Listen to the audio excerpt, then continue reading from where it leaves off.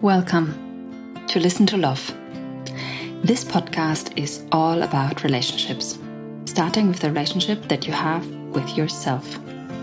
My name is Julia Pieper and I made a promise. I promised to myself that in the end of my days, I want to say, yes, this was it.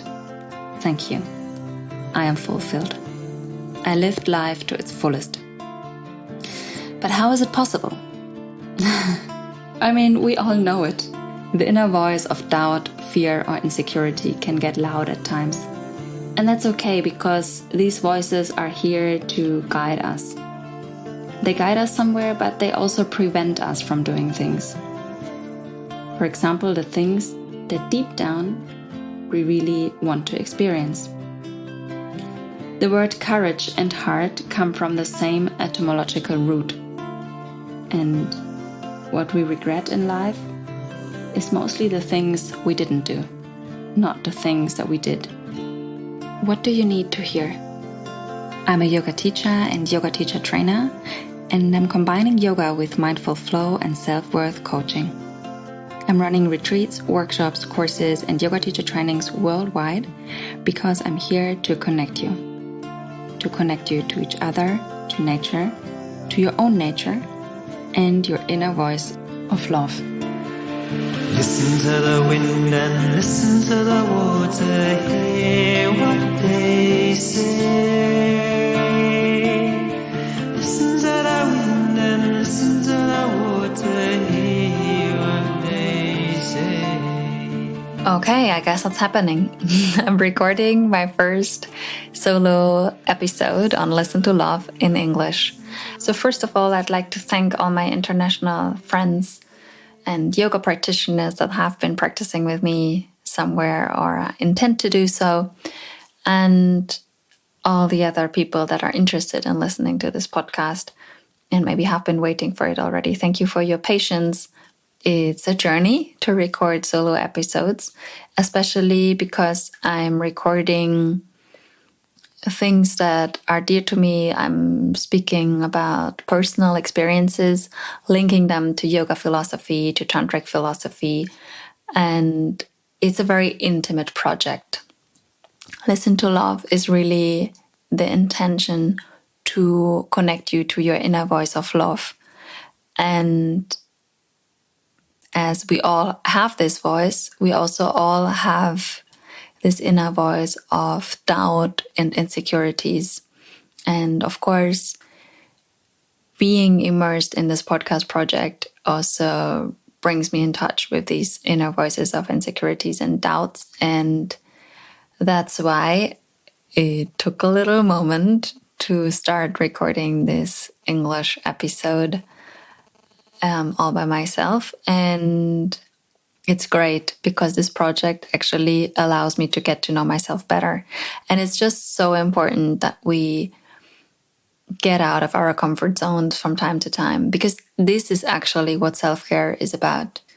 We think that self-care and self-love is actually just taking care of ourselves in the way that we go to yoga classes, that we go to the spa, that we make sure that we eat healthy and the right amount at the right time, and that we take care of our physical body, that we take care of our thoughts.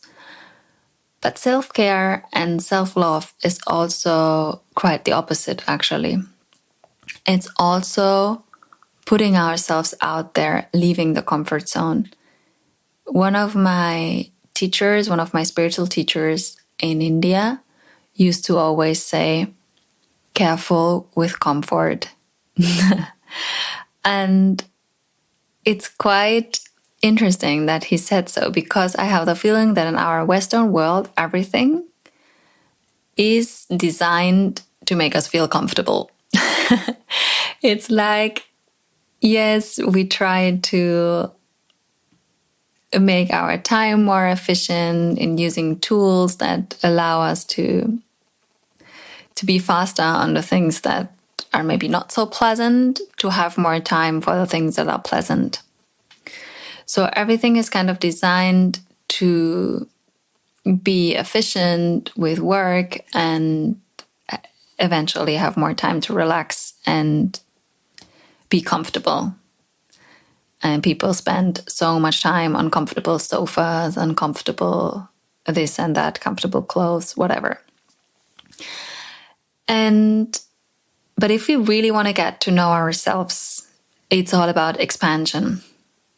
And expansion, yogis and tantric scriptures even say that. Expansion is never about staying where we are. It's always about leaving the place of comfort, leaving the things that we know. So one of the translations of Tantra is actually expansion. So if we want to grow in that way, we have to face our fears, our insecurities. We have to go out there. And as Brené Brown says, we have to expose ourselves in the arena. So let yourself be seen and leave our habitual actions as well. And maybe sometimes even do things that we are ashamed of or that we are really afraid of. This brings me back to the topic of dating, because dating is all about that as well.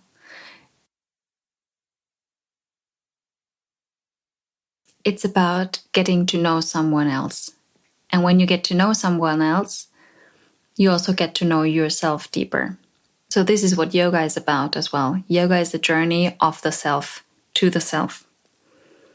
So I'm going to tell you a little bit about my very short but intense Tinder career during the pandemic.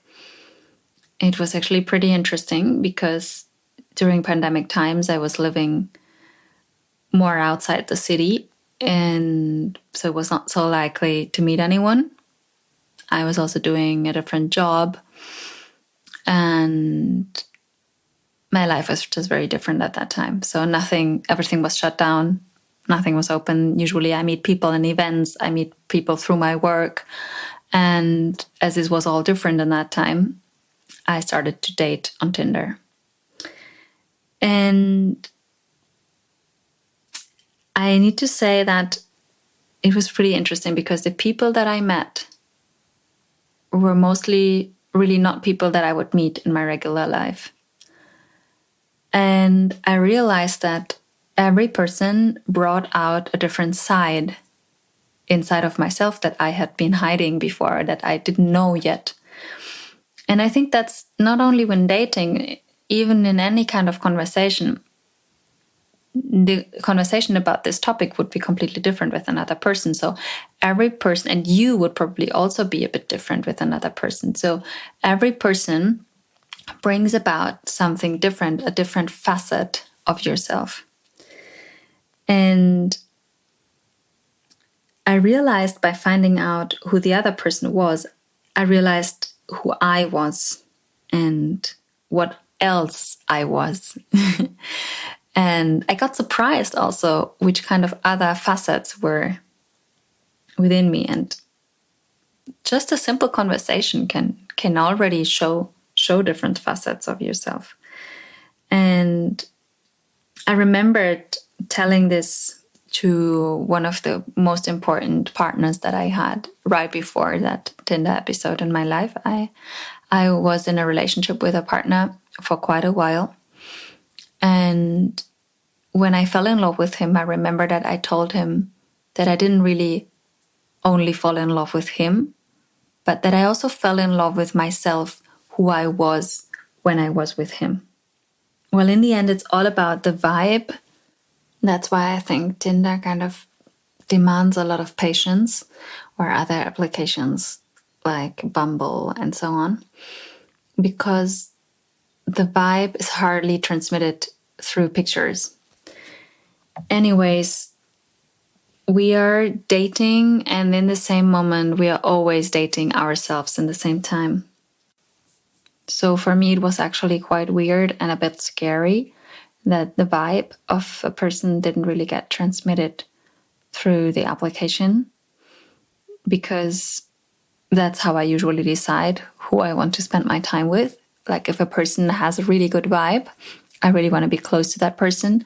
Whereas if a person has a weird vibe or negative vibes, even, I really want to stay far away. And if a person really has a negative vibe, and I was with this person for a long time, I really like to shake it off afterwards, like animals do, you know, when they experience trauma or something like that, they just shake themselves. And I think that also really helps with bad vibes, kind of like to really, shower it off or shake it off. And anyways, luckily, I didn't have any of those encounters where I really met someone with really, really, really bad vibes. Nevertheless, as I already said, I met people that I probably wouldn't have met in my real life because we would have just been in different places. But there was once, for example, a date, and this was when I was on holiday in Portugal. I met someone that already in the first 15 minutes, I realized I really feel like I don't have anything to talk about with this man. And in the same time, I don't really feel attracted to him. Actually, I really don't feel attracted to him. That's what I could say. So it was a good practice for me. I have some people-pleasing tendencies sometimes, and I really just want everybody to feel good. And it was a good challenge for me to just tell him, hey, you know what? I really feel like going home now.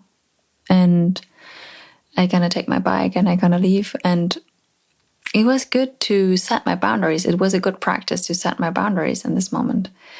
So I was grateful even for that, like just not to stay because I feel like disappointing him, but take responsibilities for my own feelings and not for his feelings in this moment, and communicate it in a lovely way and then just leave, because time is super valuable. And I think that's also important to communicate that in a dating game. And whenever I say Tinder, I mean Tinder, but I also mean OkCupid and Bumble and all the other platforms. I have tried these 3 ones, and in my opinion, they were all pretty much the same or very, very similar to each other, even though the crowd there is probably a bit different.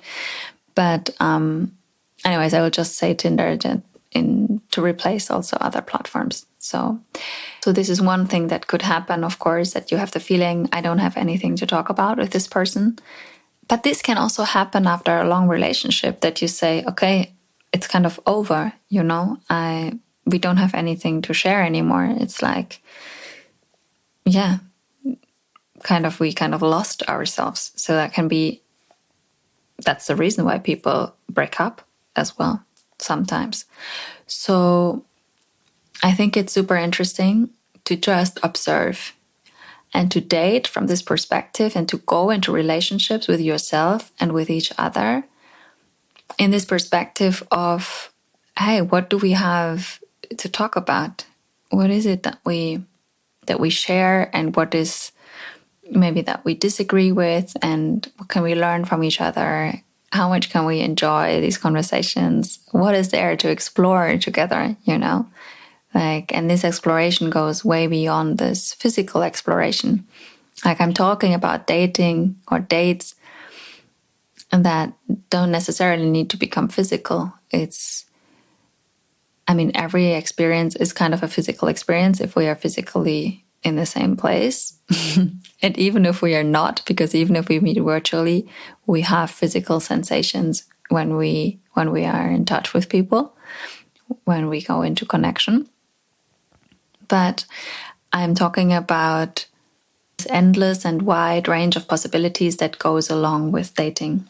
So even if I'm not actively dating on Tinder or any platform right now, I'm actually really, really grateful that I'm not yet in a relationship with the person that I want to spend my life with.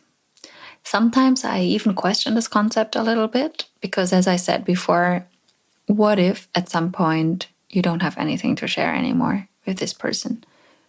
Could be, but could also not be. Ideally, of course, you explore each other more and more. But people also change. And one of my best friends, who is actually married and has 2 kids, and I would say she found the love of her life and she married the love of her life and they are happily together. She once told me that she feels that because I have been traveling so much inside and outside, and I've been practicing so much yoga and moved so much within different places and countries. And she said that she cannot imagine a man that would have developed and explored in the same way as me. So, and in the same time, you know, because I was going very much in my own pace. And to find someone that has the same pace and the same speed of development in the same time, because transformation always comes in different waves. So to find someone who's always riding the waves with you is quite challenging, I think. But I think in my 20s, I was riding a lot of those waves. And let's see if it gets a bit slower and a bit smoother at some point, or like now moving to Portugal now was already the intention to settle a little bit more in a place that I really, really like, so that I don't have this urge for traveling so much anymore, and that I can ground myself and root myself and become a bit more stable in that sense. And all the people that I'm currently actually meeting in Portugal are reflections of myself, and they reflect different aspects of myself. And I like to see dating in that way. I like to see dating in a way that it just shows us our strengths and our weaknesses, and so much more than that. So it just shows different aspects of ourselves. And I think if we give dating the new label of not trying to force anything, but trying to see it as encounters of life, encounters of ourselves, encounters of new aspects that we probably didn't know yet, then it becomes much more exciting. And it also frees us a little bit from this expectation that we meet the love of our life through a date. Like we can meet so many people, and we don't need to give and put a label on it straight away. I think this is just not how life works in general. And I like to ask questions. I like to ask deep questions in all my encounters of people. And in dating, that has sometimes been a bit challenging, because I have the feeling that many men, especially that I met through Tinder or other applications, that they were actually trying to perform. So they saw it more as a performance than as a connection. Sometimes I had the feeling, of course, people on dates usually try to show themselves from their best side. And I just wanted to connect, actually. I just wanted to get to know a person. Just wanted to really get to know a person without necessarily thinking, okay, is this someone that I want to share a night with or share intimacy with, you know? Like intimacy for me is into me, I see. So in this word intimacy, there is this information of into me, I see. So when I really want to see myself and really want to meet myself, then I need to be open to really meet others as well, and to really allow this intimacy with others. And this doesn't mean that this intimacy doesn't necessarily need to be physical, but intimacy has so much more aspects than what we usually think it is. I think this could be a podcast episode itself. But today I want to speak a little bit more as well about values and my personal values. And by sharing mine, I might inspire you to also find your personal values and to get to know yourself. And maybe this podcast episode feels even a little bit like a date with yourself. And even if it doesn't feel like a date with yourself right now, maybe integrating what you have then listened to might bring you closer to yourself. So for some people, especially in Germany, for some men, this depth that I was trying to always bring into the conversations was a bit overwhelming. Nevertheless, I wasn't tired of trying to cultivate it. And usually the way I did was just asking, what are your core values? What are your most important values? And the reactions were quite different. There was a whole variety of reactions. So from one extreme, like, oh my God, what are you asking? Like, I don't know. This is something I never thought about, and I don't even know if I want to think about. To, okay, nice question. Can I say 3 or can I say 5 values? Because I have actually 3 main values and 2 that are a little bit more flexible. So from this scale, there was everything in between with regard to answers. And I think it's interesting for you to maybe also ask yourself this question and to observe the way you communicate your core values with different people.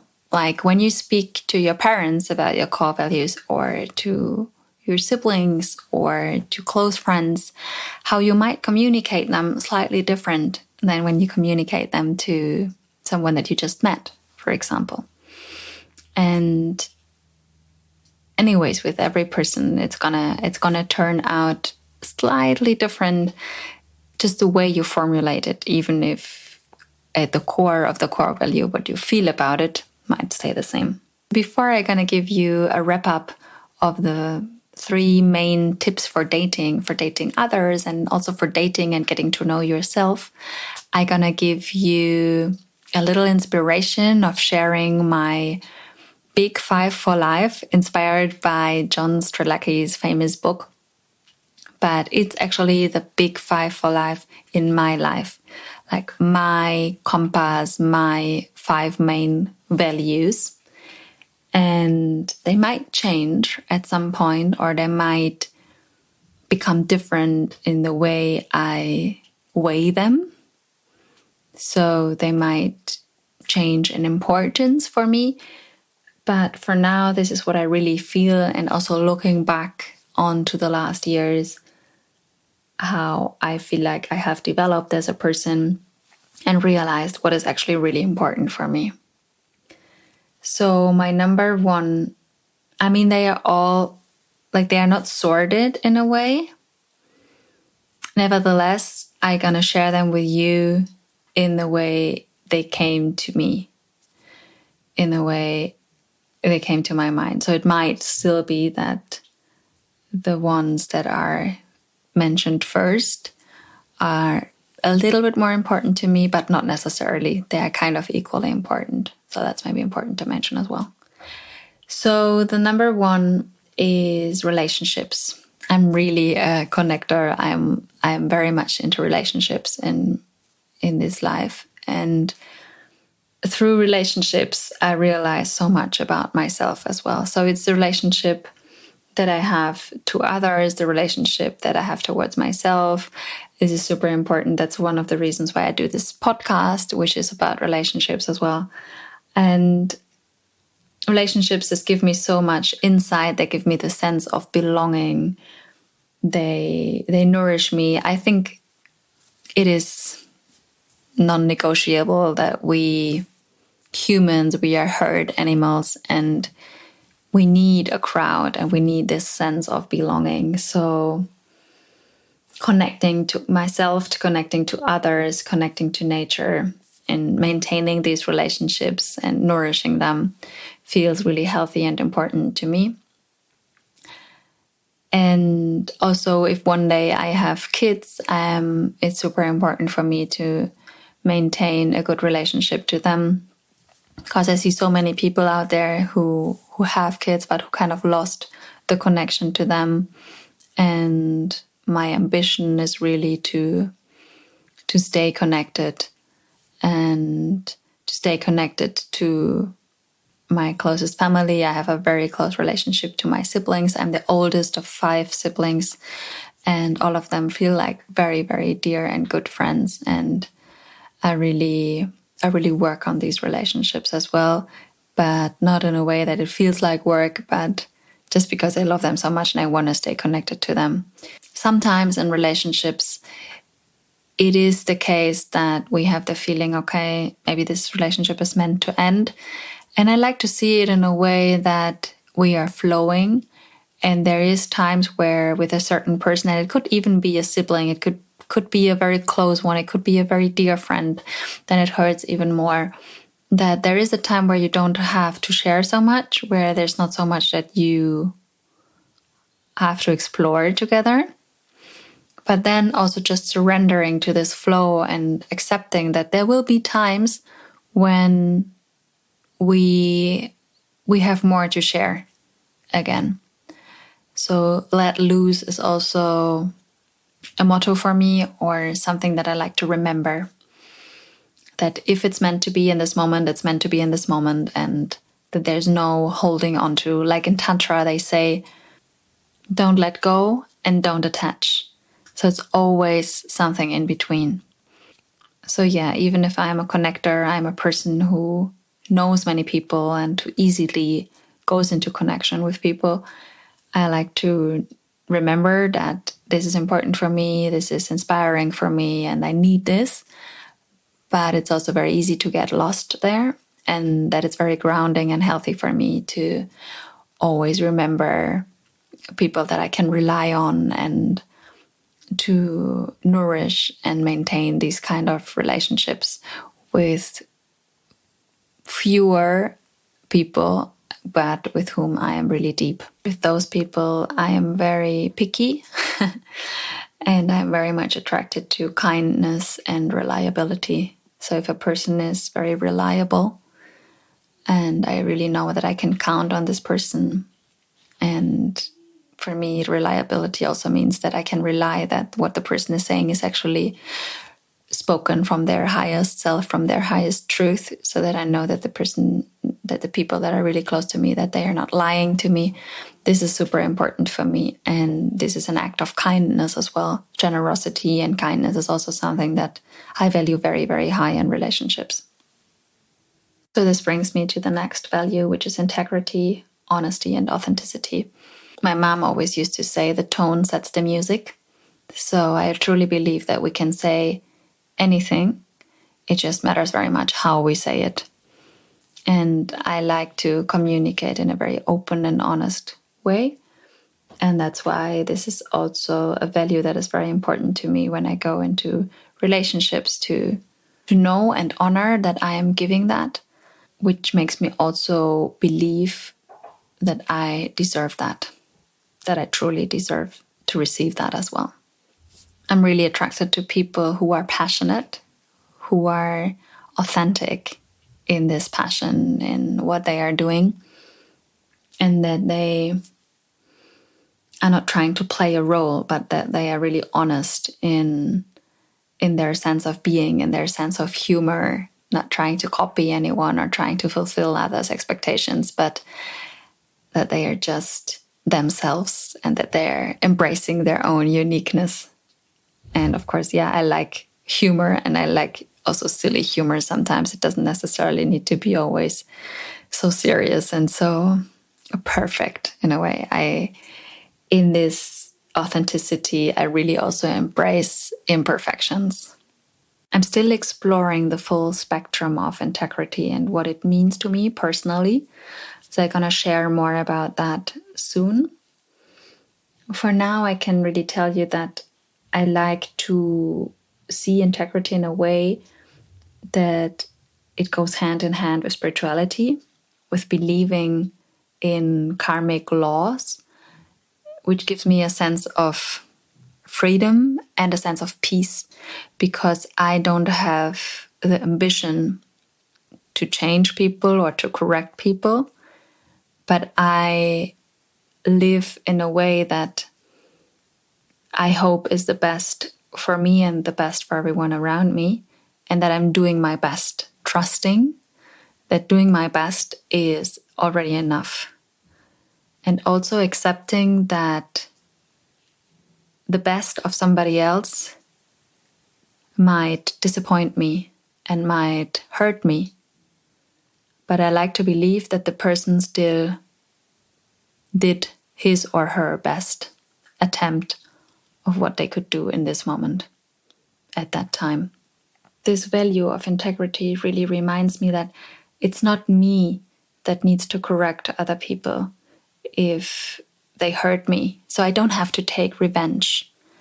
I just trust in the laws of karma, and I know that everything that we pour into this world has an effect, and everything that we take also has an effect, and it's all connected. That's really what I feel, and that's how I want to live. And this connect is also kind of connected to the next. So my third value, which is pureness and aesthetics. Like I'm really an aesthetic freak, and this pureness inside of trying to live an honest and pure life inside, this purification that I do through my spiritual practice, through meditation and yoga and all that, is also connected to the pureness outside. I've always been an aesthetic freak. It's really funny because my parents are definitely not. They are these kind of German people that are like just super functional and everything just needs to work and doesn't matter how it looks. And I always decorated my room really nicely. I always tried to decorate my body really nicely. I was always interested in like fashion, and yeah, aesthetics is just something that gives me a lot of inner joy and peace.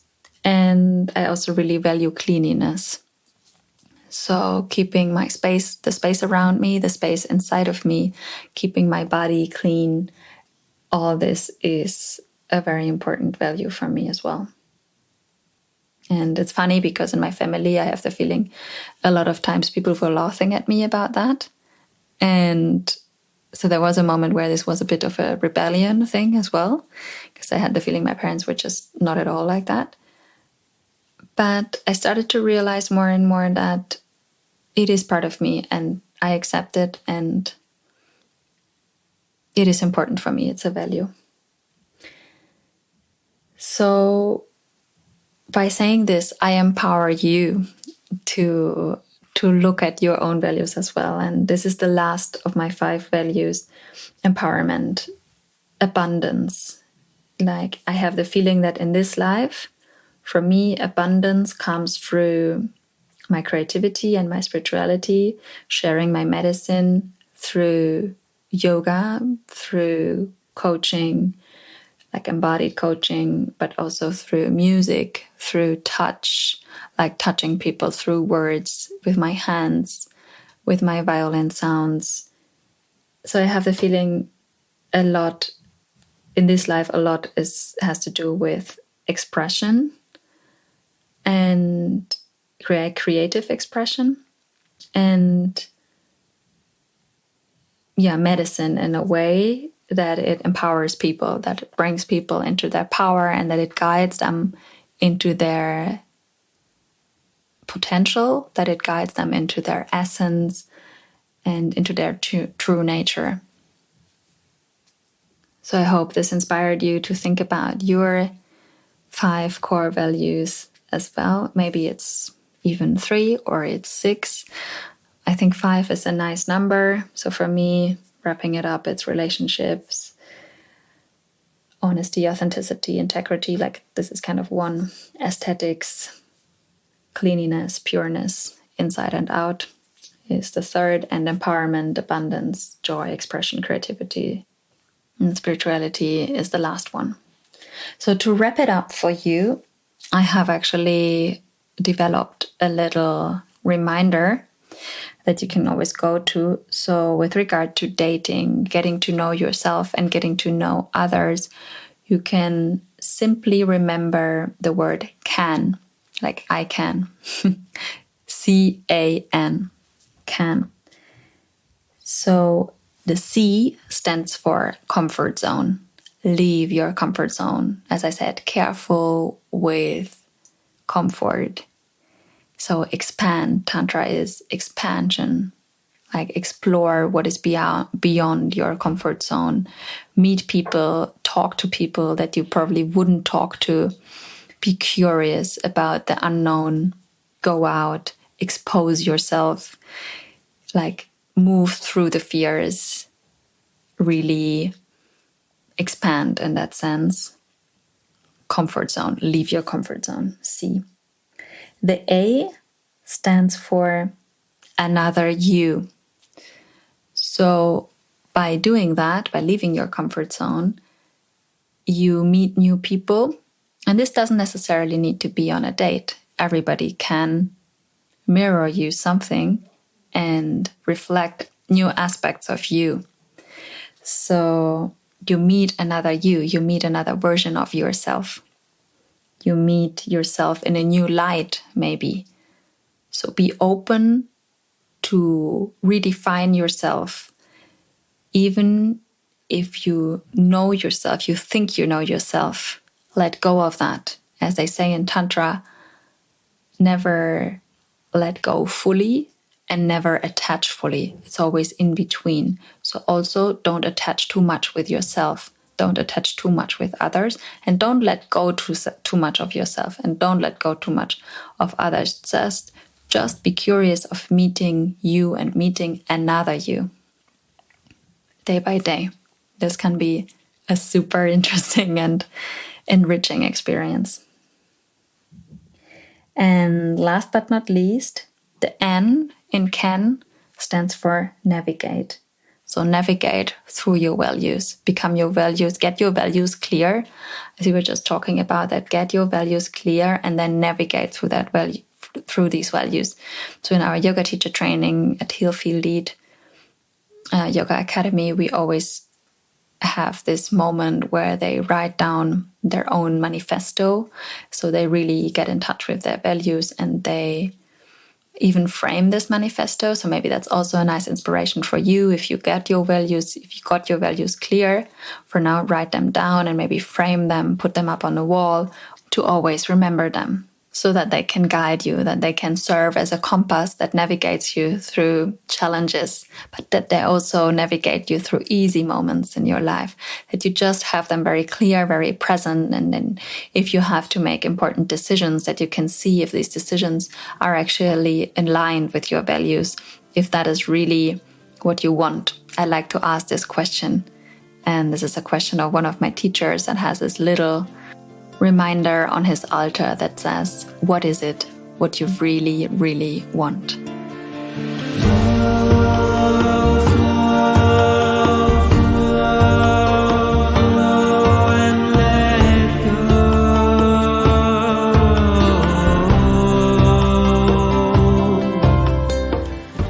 I am super excited to hear how this episode was moving you. I'd be happy to know about your insights.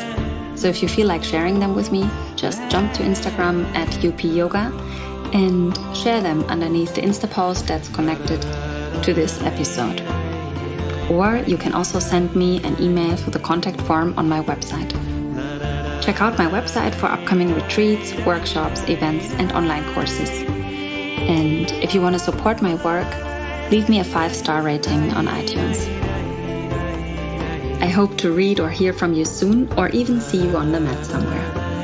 Until then, take care and listen to love.